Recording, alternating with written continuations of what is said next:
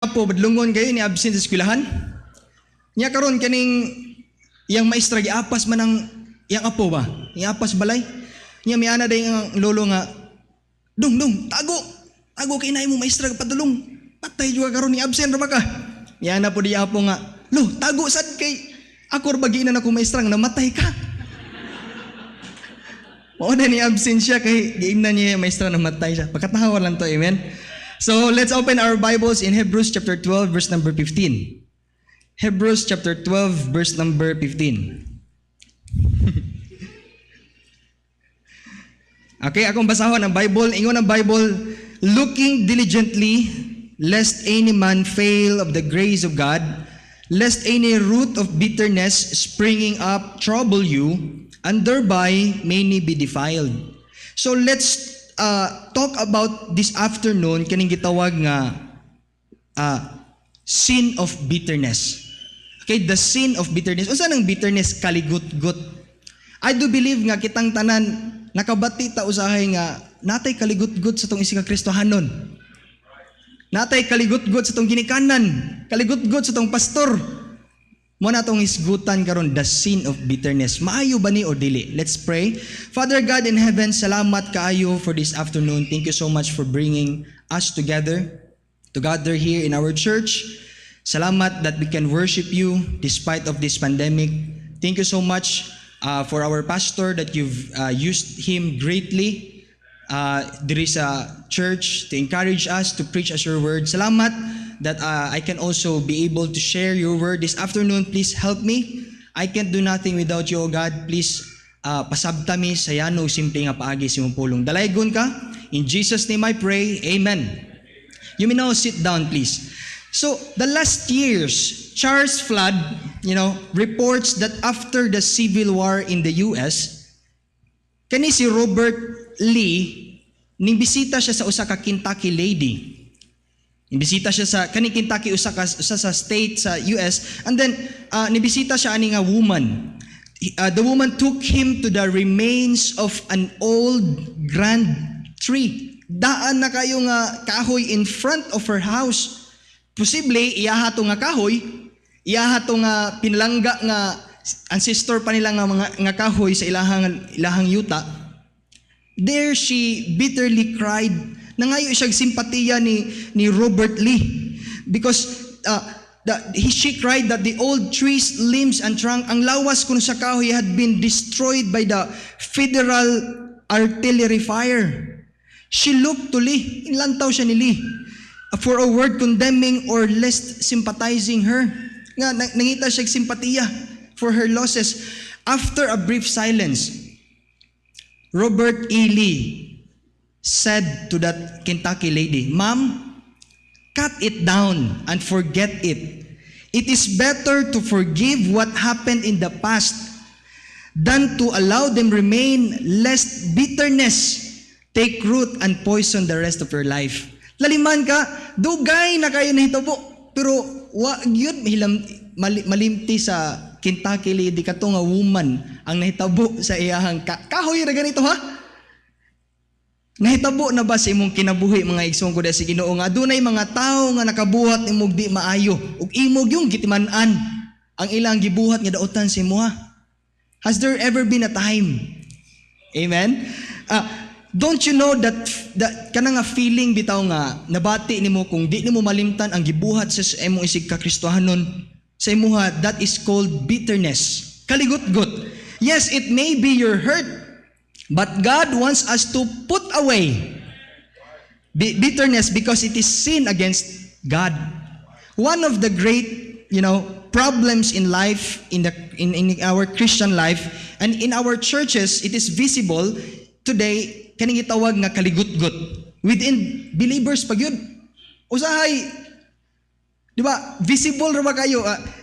Usually, lisod kay admit nga naatay kaligut-gut sa tong isig ka Kristohanon, pero visible kayo na sa tuah, kabantay ka nang imbis nga magtagbo mo sa dalan, likay na lang ka.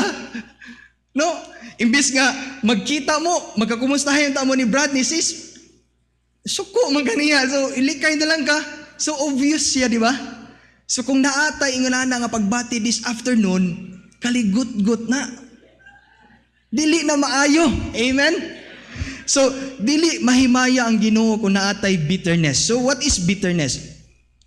It can rob, okay, why? Ngano dautan man ang bitterness? It can rob you of your peace and joy. Amen? Dili jud tawag itay kalinaw sa atong kinabuhi og kalipay kung naatay kaligutgot. It is an open door for Satan to control our life. Na-bless ko sa mensahe ganina sa sa message nga gidala ni Pastor Ray. No, kabantay mo tong arms dealer, ang yawa mo rag arms dealer ba pag away-awayon ta? No? Naka-recall mo gina sa message, it is an open door for Satan to control your life.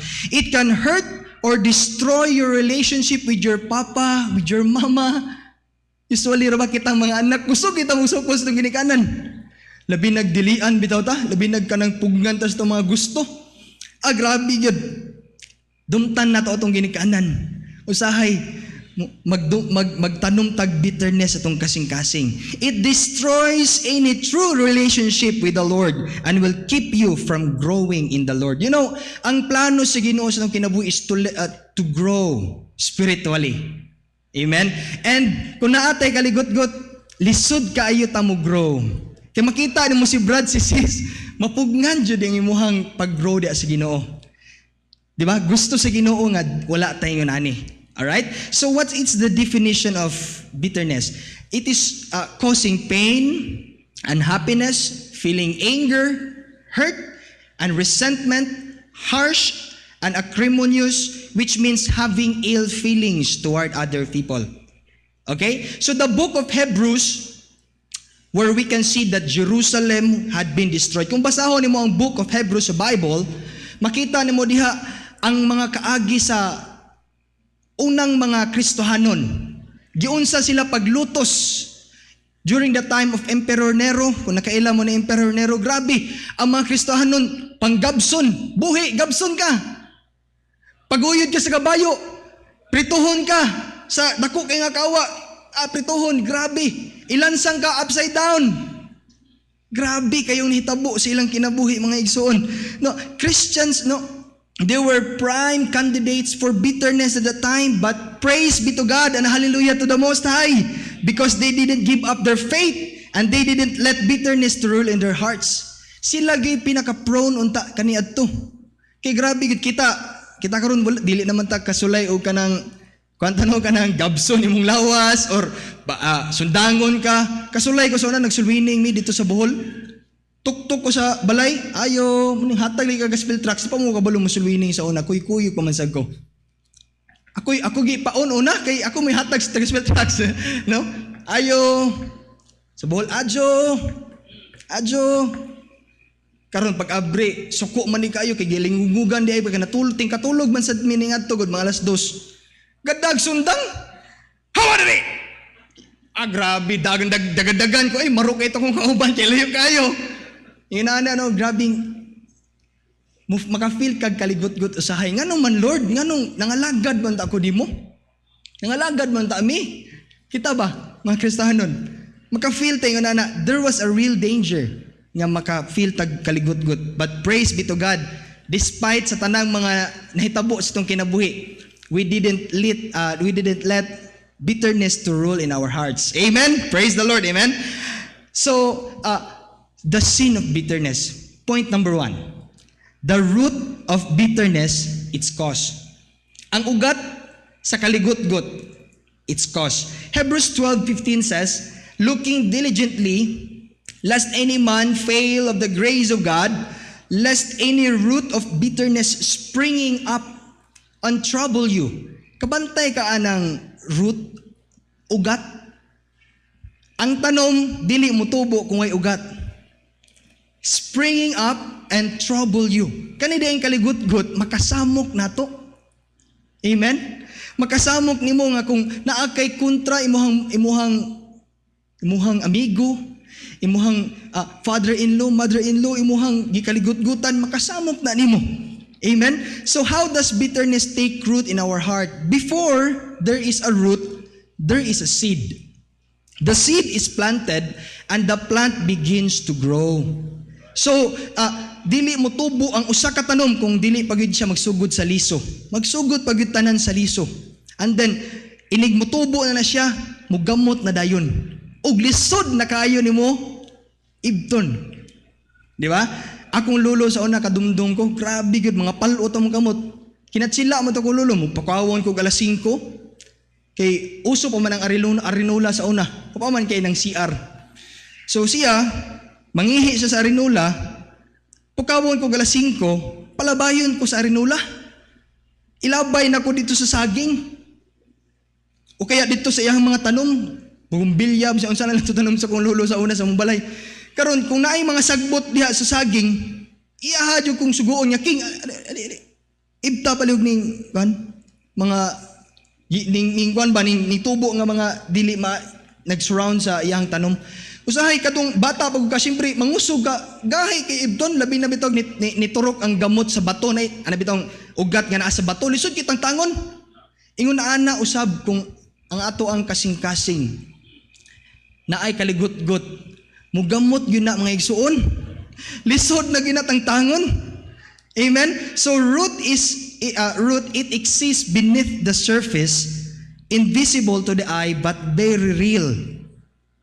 The seed of bitterness is planted when someone does you wrong or a fellow believer hurts you unintentionally, being insensitive of the act they did, and then that seed of bitterness sprouts, mutubo, unseen by others, and it takes root in your heart and mind, and it's hard to get it out anymore, to pluck it out anymore sa itong kinabuhi.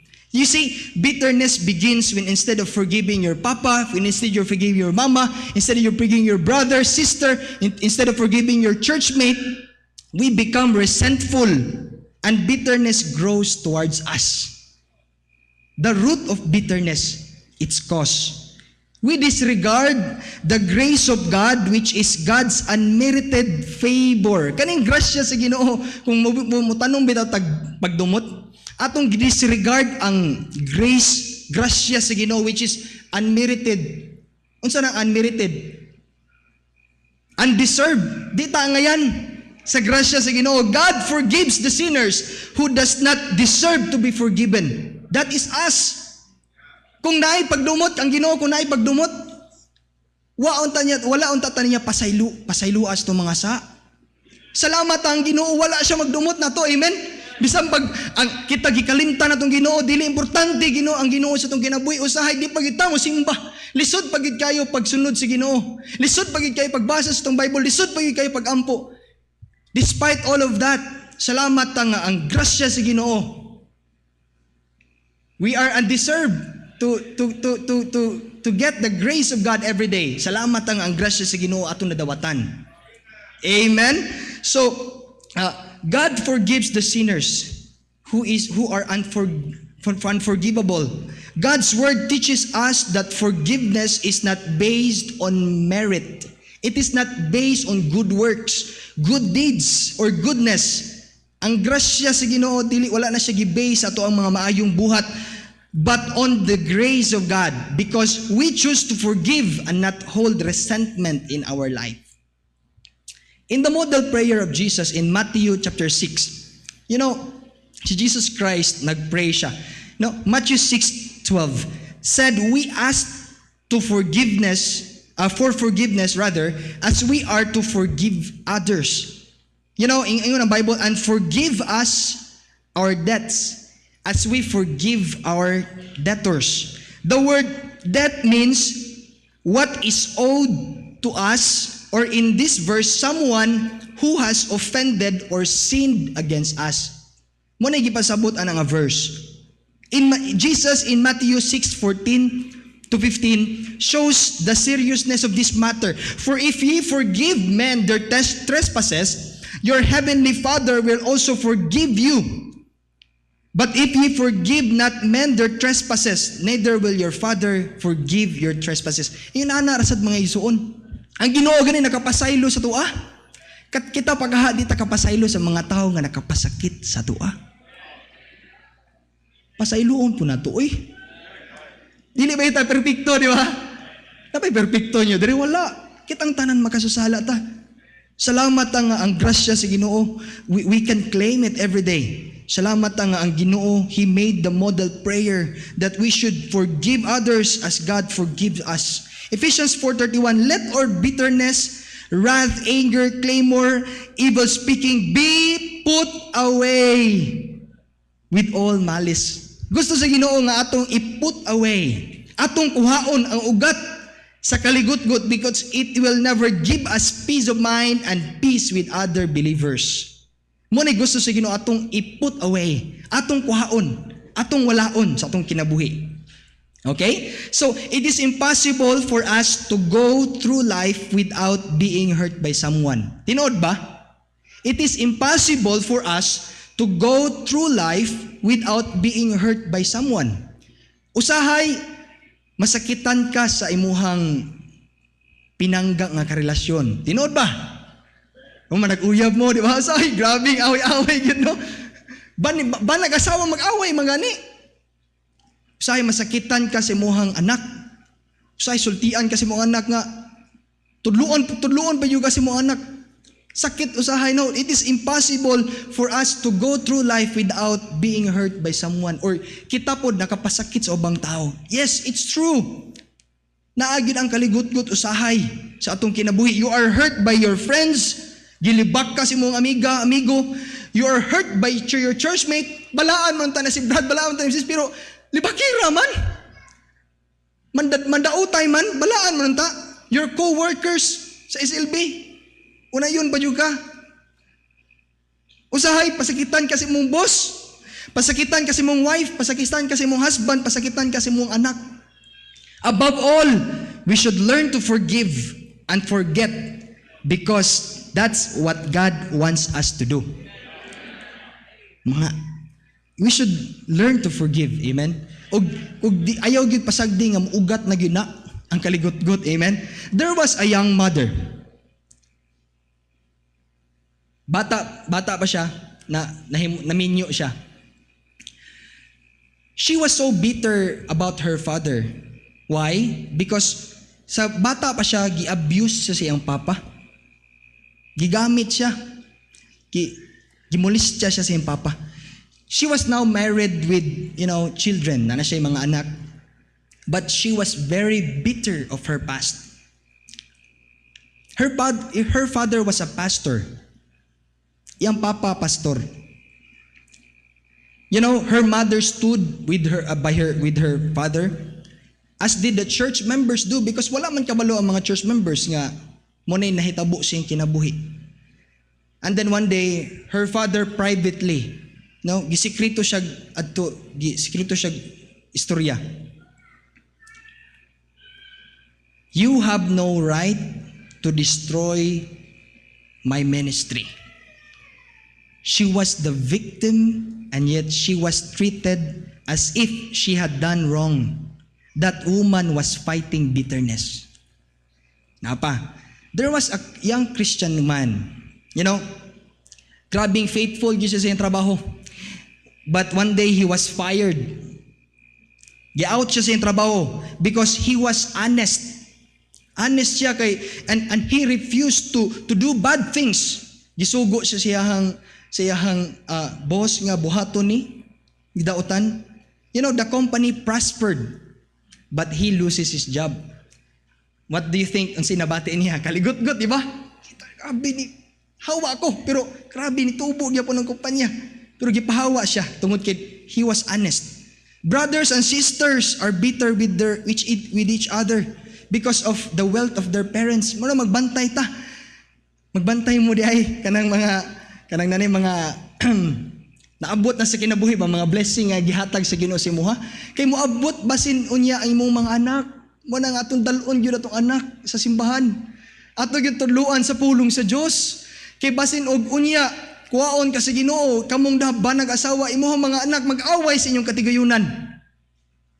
Brothers and sisters become bitter with each other. Ang usa ka anak, ang daughter, nag-atiman taon sa iyang mama, nagsakit, nag-atiman, kinamatay na ang papa.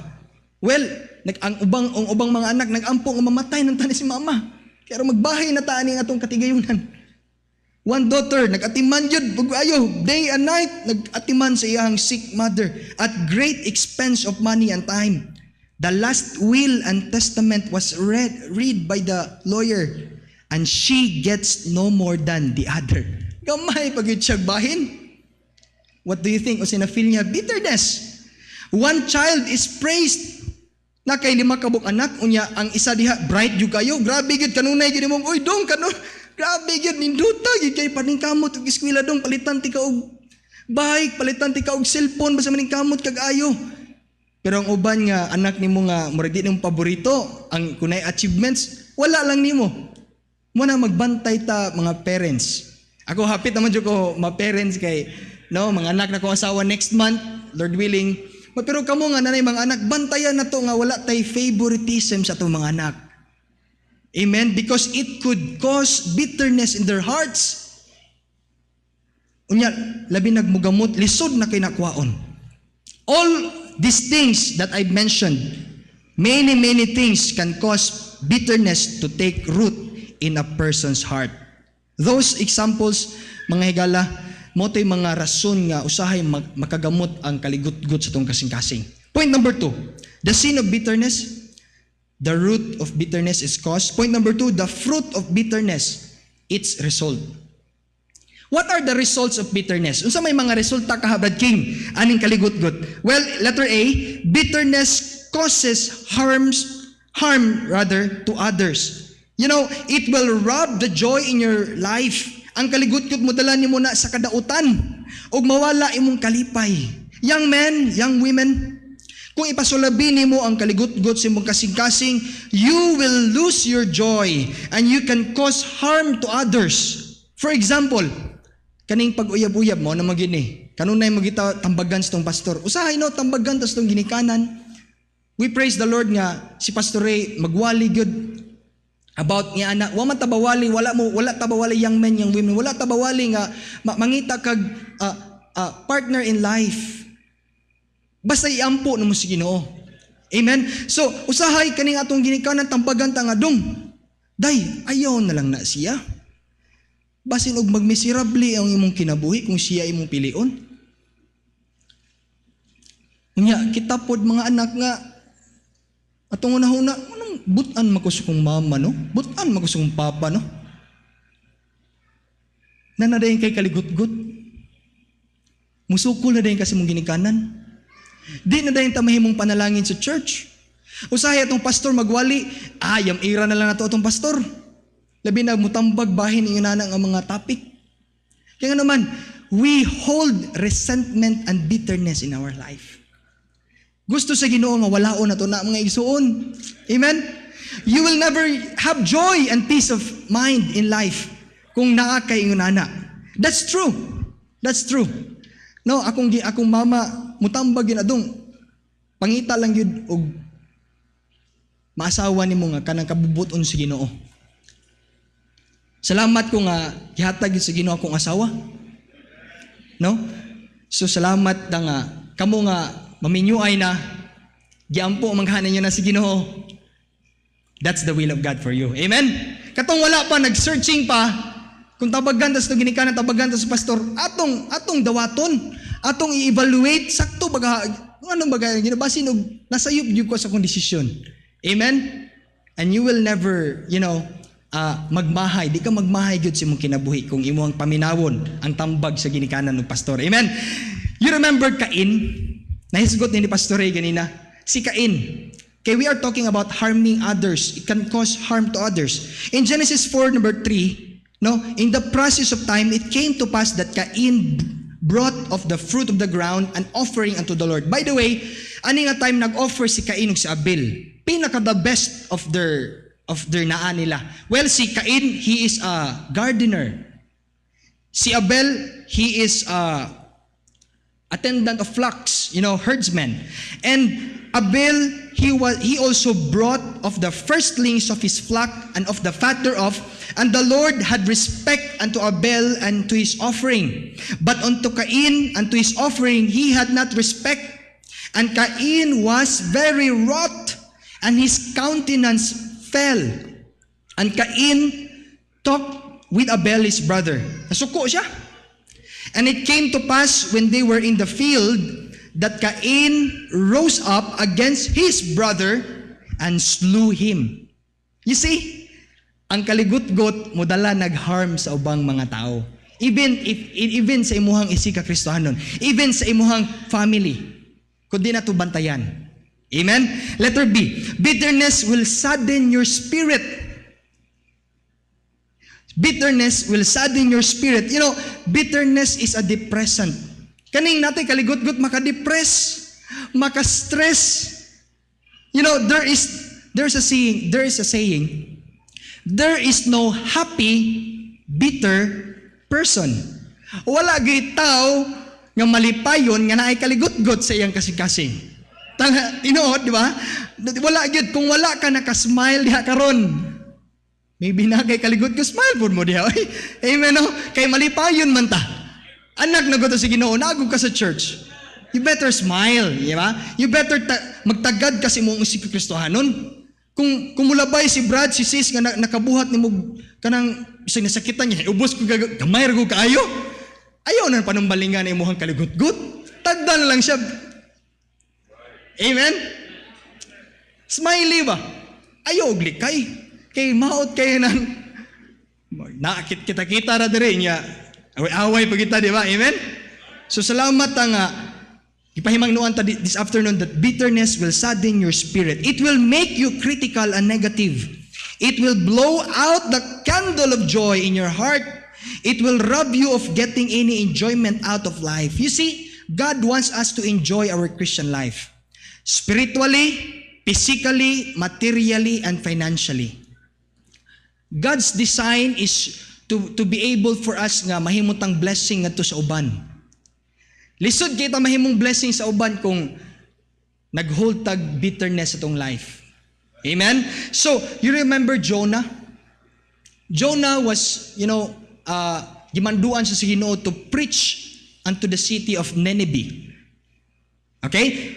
But on the first calling sa Ginoo, kani si Jonah, kuan mo gani patingon ba tay? Kanamang naasi kagulingong kanang rason nganong di siya moadtog ni Nineveh. On the first tawag sa Ginoo, Jonah. Tawag si Jonah niya, sugo siya nga moadto siya ni Nineveh. Pero niadto siya sa Tarshish, di ba? Kadumdum mo ni sakay siya og sakayan paingon siya sa Tarshish. Unya, to make the long story short, gikaon siya dako kayong isda, nagpadala ang Ginoo og great fish. 3 days, 3 nights. Na si Jonah dito sa tiyan sa fish. And then, nagpray si Jonah. Nagmahay siya. Giluwa siya sa fish. And then this verse, Jonah 3:1. And the word of the Lord came unto Jonah the second time. Arise, go to Nineveh, that great city, and preach unto it, and the preaching that I bid thee. So Jonah arose and went unto Nineveh, according to the word of the Lord. Now, Nineveh was an exceeding great city of 3 days' journey.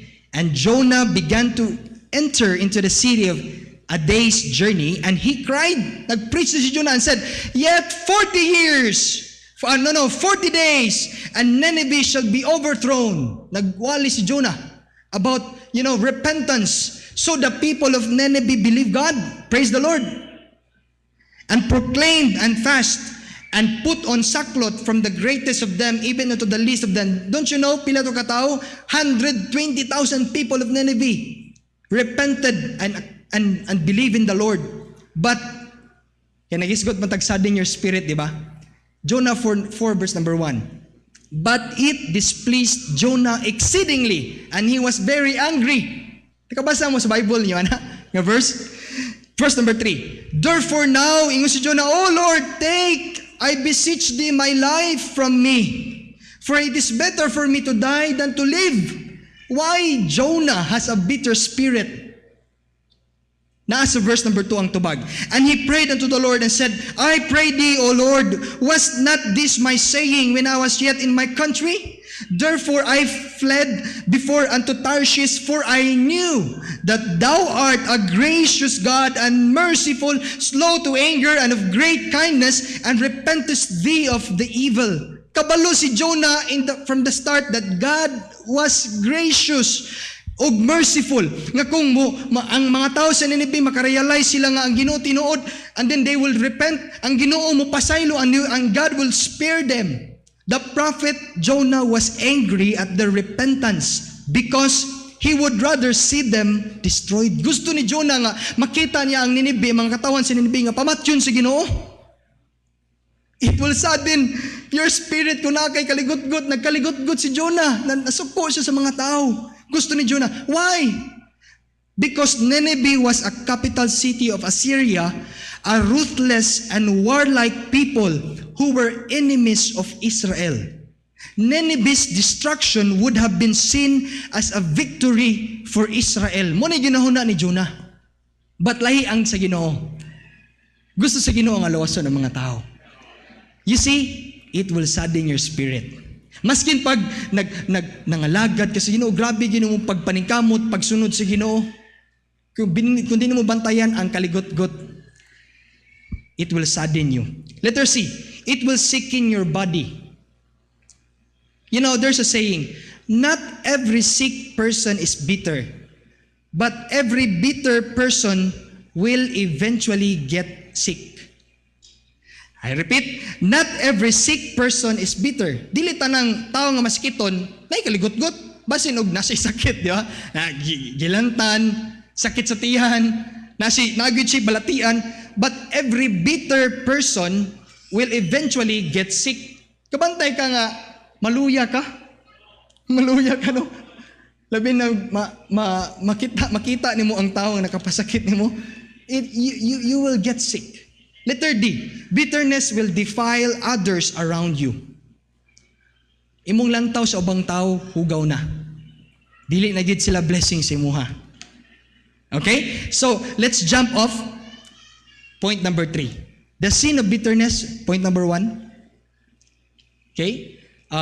The root of bitterness, its cause. The result of bitterness. Okay? Point number 2. Point number 3. Overcoming bitterness. How? Letter A, like any sin, we must first admit it. Like any sin, we must first admit it. 1 John 1:8, if we say that we have no sin, we deceive ourselves and the truth is not in us.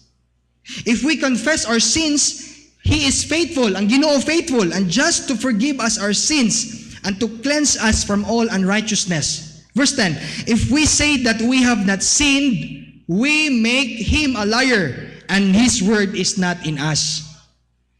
Una gyud atong buhaton, ano ma-overcome na to ato ang kaligot-got? We must first admit it. Lord, nadyo ko'y kaligot-got sa akong isika Kristiyano. Na ako'y kaligot-got sa akong papa. Na ako'y kaligot-got sa akong mama. Na ako'y kaligot-got sa akong igsuon. Na ako'y kaligot-got ni Brad, ni Sis. Na ako'y kaligot-got ni Pastor. Na tanang tao, halos na ako'y kaligot-got. You must first admit it. Lord, please, pasaylo ako. Letter B. You must confess your bitterness as sin. You must confess your bitterness as sin. Ephesians 4:29, let no corrupt communication proceed out of your mouth, but that which is good to the use of edifying, that it may minister grace unto the hearers. And grieve not the Holy Spirit of God. Mo na importante mga isuon ko sa Ginoo, di na to sakiton ang Holy Spirit sa Dios, whereby ye are sealed in the day of redemption. When was the last time you grieved the Holy Spirit of God? When was the last time you sinned unto the Lord? Nga nag-grieve nimo ang Holy Spirit, or wala gyud nimo mag-grieve ang Holy Spirit kaya wala pa ka maluwas. You see, conscience, makonsensya gyud ta kay natay Holy Spirit. Kung hindi ka makonsensya, mga igsuon ko digid sa Ginoo, kung ang kaligot-got dili mo pa konsensya nimo, maybe you're not grieving the Holy Spirit and you're not saved. If you are grieved, nasubo ka, let it out. Iyampo na si Ginoo, Lord, forgive me because I admit that bitterness is a sin towards you. Letter C, you must learn to forgive. You must learn to forgive. And not only that, you must learn to forgive and to forget. Kalimti na. Katong nahitabo 5 years ago, kalimti na. 10 years ago, 20 years ago, 30 years ago, basin unya inikamatay nimo. Wala gyapon mo pasaylo. Nagbalon gyapon kag kaligot-got si mong kasing-kasing. You must learn to forgive and to forget. Verse number 32, and be ye kind one to another, tender-hearted, forgiving one another, even as God, for Christ's sake, hath forgiven you. You know, our natural man say, this person has hurt me so bad, and I can never forgive him or her. Yet, as a believers of Christ, we have been shown the love and forgiveness of Jesus. He died for us when we were in rebellion against Him. Yes, we were guilty, but He loved us. We sinned towards God, but God loves us. Despite of all that we've done to God, ang gugma sa Ginoo may patigbabaw ani. He choose to forgive our sins aron maluwas ta. Aron natay makaangkon tag kaluwasan. Conclusion, bitterness is a bondage. Saan ni kapag piniriso may iso? Marka gipriso. And what a joy to be set free from it. Salamat nga naluwas na ta. Kitang mga tao, kitang mga luwas, dapat dili ta mo hold og resentment and bitterness in our life because di na maayo. As Christ love you, so love your neighbor. No matter what the sin against you, forgive them and put it aside. Turn the matter to the Lord. Lord, nakapasakit si Brad, si sis, si mama, si papa nako. But Lord, I choose to forgive and to forget. Pasaylo ako, Lord, sa akong kaligut-gut. And God will truly forgive you. I hope that this message this afternoon nahimong blessing sa ato ang tanan. The sin of bitterness. Salamat ug maayong hapon kanatong tanan.